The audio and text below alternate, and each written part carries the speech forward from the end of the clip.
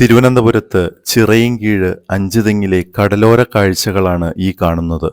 ഈ തീരദേശ റോഡിലൂടെ വാഹനത്തിന്റെ AC ഓഫ് ചെയ്ത് ഗ്ലാസ് താഴ്ത്തി കടൽക്കാറ്റിന്റെ മർമ്മരവും കേട്ടായിരുന്നു ഞങ്ങളുടെ യാത്ര.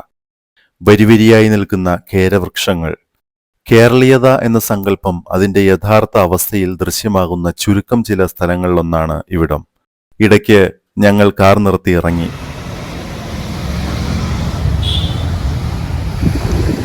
കടലാക്രമണ ഭീഷണിയുള്ള സ്ഥലങ്ങളാണ് ഇവിടെയുള്ളത്. നിരത്തിയിട്ടിരിക്കുന്ന പാറക്കല്ലുകൾക്കപ്പുറം കടൽ ആർത്തിരമ്പി വരുന്നുണ്ട്. പുറം കടലിൽ നിന്ന് ഉയർന്നു പൊങ്ങിയ തിരമാലകൾ ശക്തിയാർജിച്ച് പാറക്കൂട്ടങ്ങളിലേക്ക് ഇരച്ചു കയറുന്നത് നോക്കി അല്പനേരം നിന്നു. ഈ കാണുന്ന വീട് കടൽക്ഷോഭത്തിൽ ഭാഗികമായി തകർന്നതാണ്.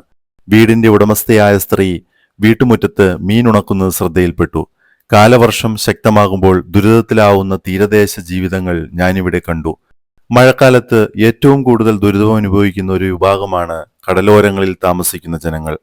കടൽ കയറി തീരവും വീടുകളും നശിക്കാതെ കാര്യമായ രീതിയിൽ കടൽ ഭിത്തികൾ നിർമ്മിച്ചും മറ്റ് പ്രതിരോധ സംവിധാനങ്ങൾ ഉപയോഗിച്ചും തീരദേശ ജനങ്ങളുടെ സുരക്ഷിതത്വം ഉറപ്പാക്കേണ്ടത് അത്യാവശ്യമാണ്.